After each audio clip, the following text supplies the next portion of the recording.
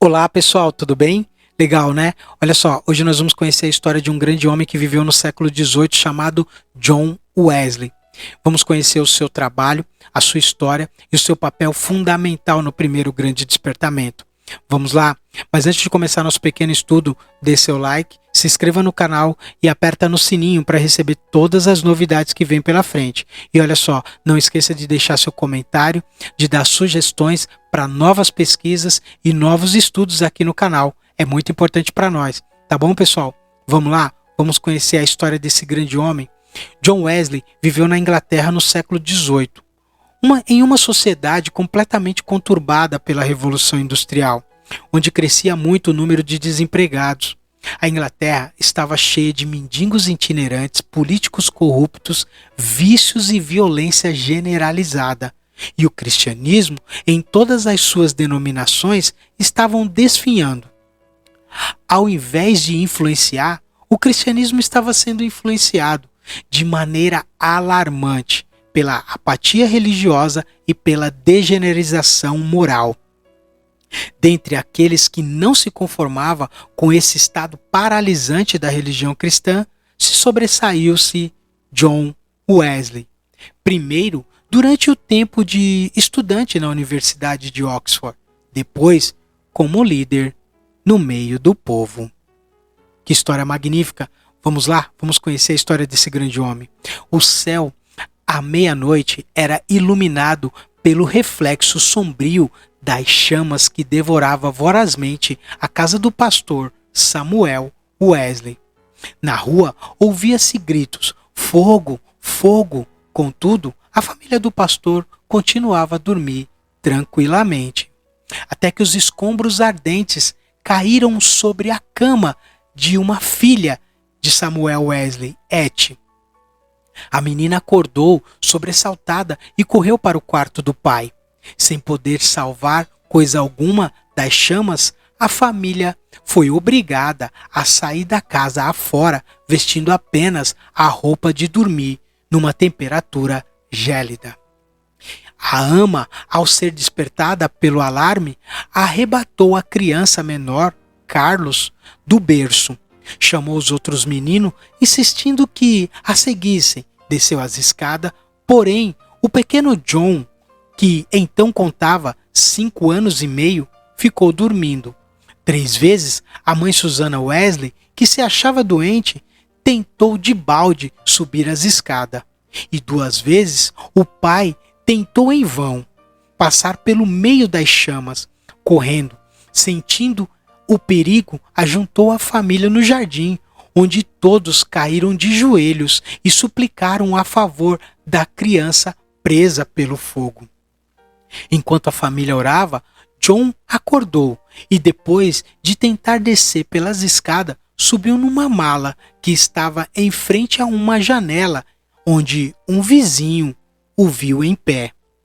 O vizinho chamou outras pessoas e conceberam um plano de um deles subir nos ombros de o primeiro, enquanto o terceiro subiu nos ombros do segundo e abraçaram a criança. Dessa maneira, John foi salvo da casa em chamas, apenas instantes antes do teto cair com grande fragor.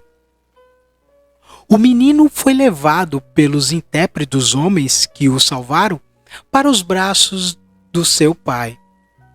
O seu pai, cheguem amigos, clamou Samuel Wesley. Ao receber o filhinho, ajoelhemo-nos e agradecemos a Deus. Ele me restituiu todos os meus filhos. Deixem a casa arder em chamas. Os meus recursos são suficientes. 15 minutos depois, casas, livros, documentos imobiliários não existiam mais. Anos depois, em certa publicação, apareceu o retrato de John Wesley, embaixo a representação de uma casa ardendo em chamas, com as palavras: não é este um tição tirado do fogo. Encontra-se nos escritos de Wesley a seguinte referência interessante. Desse histórico sinistro, em 9 de fevereiro de 1750, durante um culto de vigília, cerca das 11 horas da noite, lembrei-me de que era esse o dia e a hora, havia 40 anos, em que me tiraram das chamas. Aproveitei-me do ensejo para relatar a maravilhosa providência. Os louvores, as ações de graças subiram às alturas e grande foi o regozijo perante o Senhor. Tanto o povo como John Wesley já sabia naquele tempo por que o Senhor o pouparia do incêndio. O historiador Lecky nomeia o grande avivamento como sendo a influência que salvou a Inglaterra de uma revolução igual à mesma, da mesma época que deixou a França em ruínas. Dos 4 vultos que se destacaram no grande avivamento, John Wesley era o maior. Jonathan Edwards, que nasceu no mesmo ano de John Wesley, faleceu 33 anos antes dele. George Whitefield nasceu 11 anos depois de John Wesley, faleceu 20 anos antes dele. E Carlos Wesley continuou o seu itinerário efetivo somente 18 anos, enquanto John continuou durante meio século. Mas a biografia deste célebre pregador, para ser completa, deve incluir a história de sua mãe. Susana, de fato, é como certo biógrafo escreveu: não se pode traçar a história do grande avivamento do século passado, que é 1700, na Inglaterra, sem dar uma grande parte da herança merecida à mãe de John e Carlos Wesley. Isso não somente por causa da instrução que inculcou profundamente aos filhos, mas por causa da direção que deu ao avivamento. A mãe de Susana era filha de um pregador, esforçada na obra de Deus. Casou-se com o eminente ministro Samuel Annesley. Dos 25 filhos deste lance, Susana era a 24ª. Durante a vida, seguiu o exemplo da sua mãe, passando 1 hora de madrugada e outra à noite, orando e meditando sobre as Escrituras. Pelo que ela escreveu, certo dia vê-se como se dedicava à oração.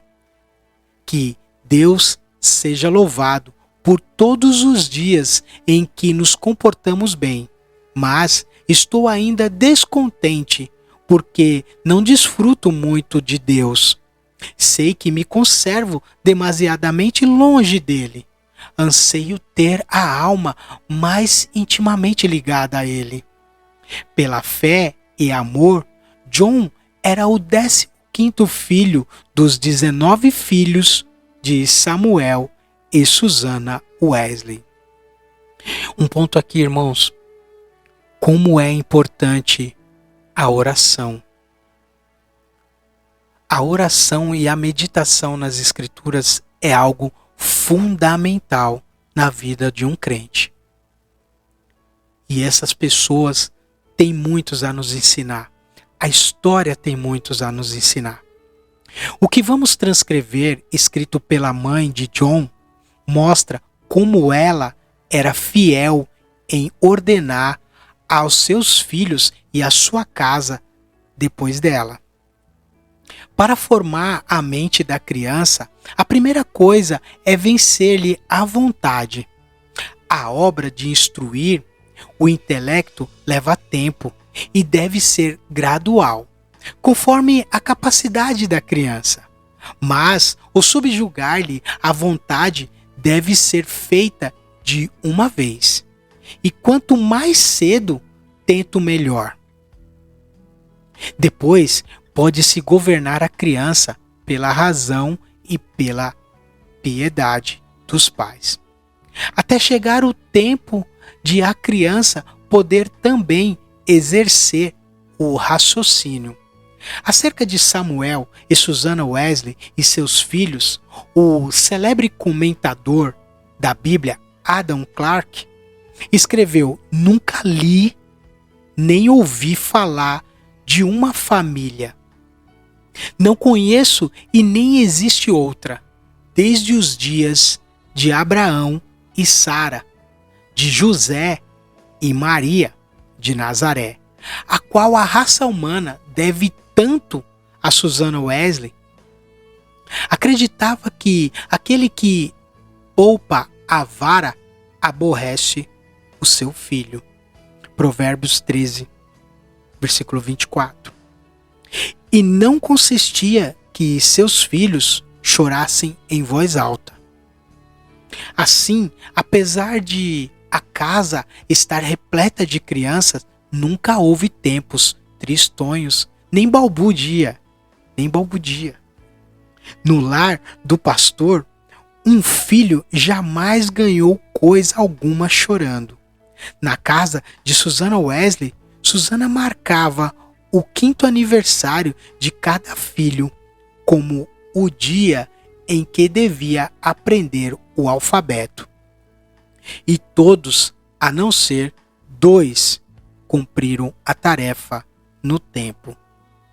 No dia seguinte, a criança que completava 5 anos e aprendia o alfabeto começava o estudo da leitura, iniciando-o com o primeiro versículo da Bíblia. Os meninos no lar de Samuel Wesley aprenderam o valor que há em observar fielmente os cultos. Não há em outra história fatos tão profundos e atraentes como o que consta acerca dos filhos de Samuel e Susanna Wesley, pois antes de saberem ajoelhar-se ou falar, eram instruídos a dar graça pelo alimento por meio de acenos apropriados. Logo que aprendiam a falar, repetiam a oração dominical.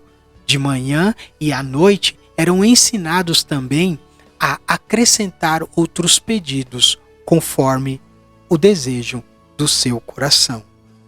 Ao chegarem à idade própria, um dia da semana era designado a cada filho para conversar sobre dúvidas e dificuldades. Na lista apareceram os nomes de John para a quarta-feira e Carlos para os sábados. E para os filhos, o dia de cada um tornou-se precioso e memorável. É comovente ler o que John Wesley, 20 anos depois de sair da casa paterna, disse à sua mãe, que é assim: "Em muitas coisas, a senhora tem intercedido por mim e tem prevalecido. Quem sabe se agora também na intercessão para que eu reunisse inteiramente o mundo. O mundo terá bom êxito. Sem dúvida, será tão eficaz para corrigir o meu coração como então para formar o meu caráter." Depois do espetacular salvamento de John do incêndio, sua mãe, profundamente convencida de que Deus tinha grandes planos para seu filho, resolveu firmemente criar para servir e ser útil à obra de Cristo. Susanna escreveu estas palavras nas suas meditações particulares: "Senhor, esforçar-me-ei para definitivamente em prol desta criança, a qual salvaste tão misericordiosamente, procurei transmitir-lhe fielmente ao coração os princípios da tua religião e virtude. Senhor, dar-me a graça necessária para fazer isso sincera e sabiamente, e abençoa os meus esforços com grande êxito. Ela era tão fiel em cumprir sua resolução que John foi admitido a participar da ceia do Senhor com a idade de 8 anos. Nunca se omitia o culto doméstico. Do programa do dia no lar de Samuel Wesley, qual fosse a ocupação dos membros da família ou dos criados, todos se reuniam para adorar a Deus. Na ausência do marido, Susana, com o coração aceso pelo fogo do céu, dirigia os cultos.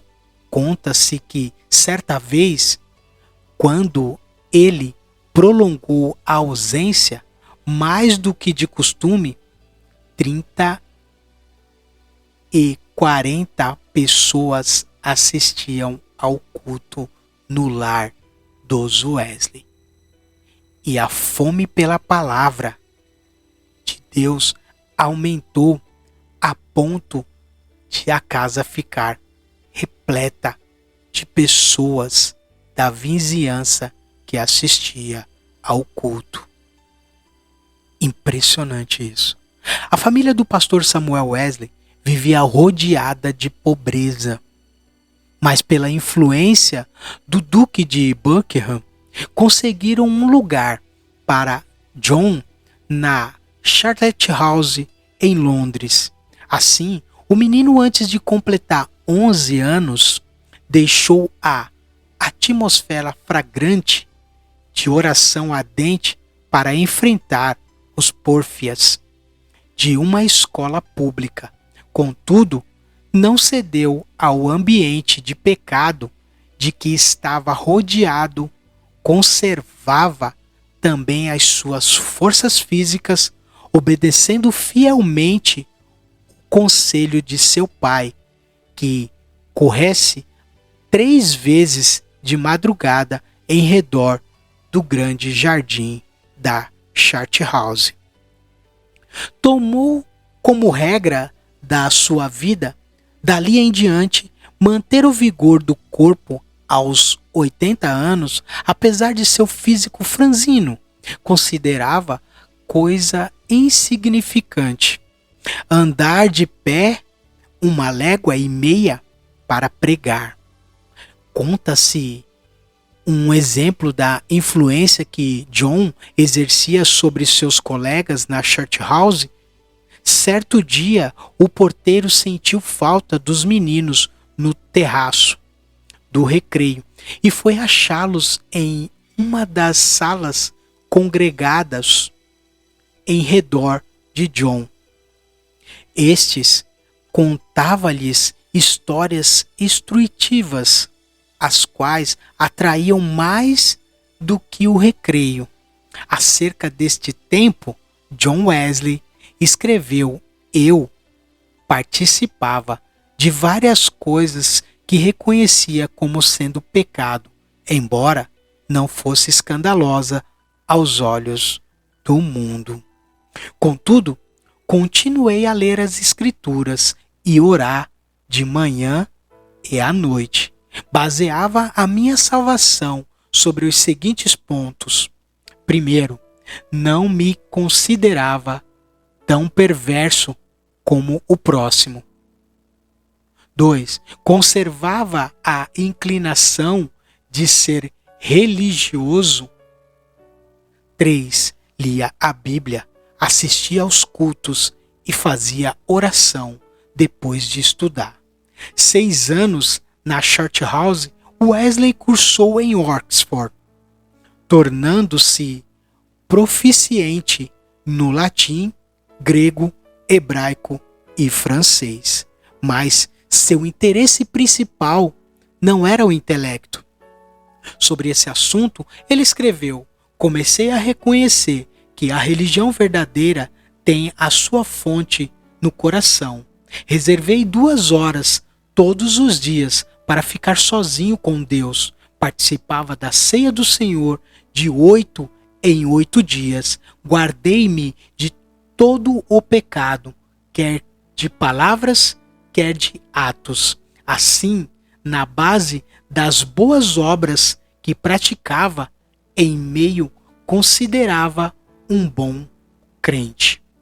João se esforçava para levantar-se todos os dias, 4 horas, por meio de anotações que escrevia diariamente de tudo que fazia durante o dia. Conseguia dar conta de seu tempo para não desperdiçar um momento sequer. Continuou a observar esse costume até quase o último dia da sua vida. Certo dia, quando ainda jovem, assistiu a um enterro em companhia de um moço e conseguiu levá-lo a Cristo, ganhando assim a primeira alma para o seu Salvador. Impressionante. Todas as manhãs e todas as noites, cada um passava 1 hora orando sozinho em um culto. Nas orações, paravam de vez, enquanto para de observarem. Se oravam com o devido fervor, sempre orava ao entrar e ao sair dos cultos da igreja. Abrindo um ponto aqui, meus irmãos, não dá para viver sem oração. Orem todos os dias. Orem constantemente. Quem ver esse vídeo, orem todos os dias, constantemente.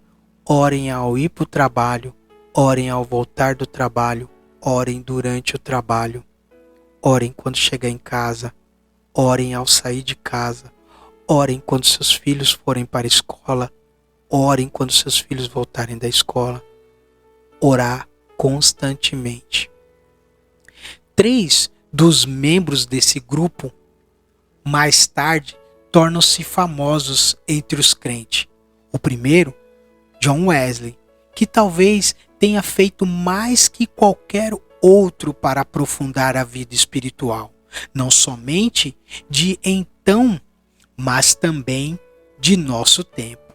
O segundo, Carlos Wesley, que chegou a ser um dos mais espirituais e famosos escritores de hinos evangélicos.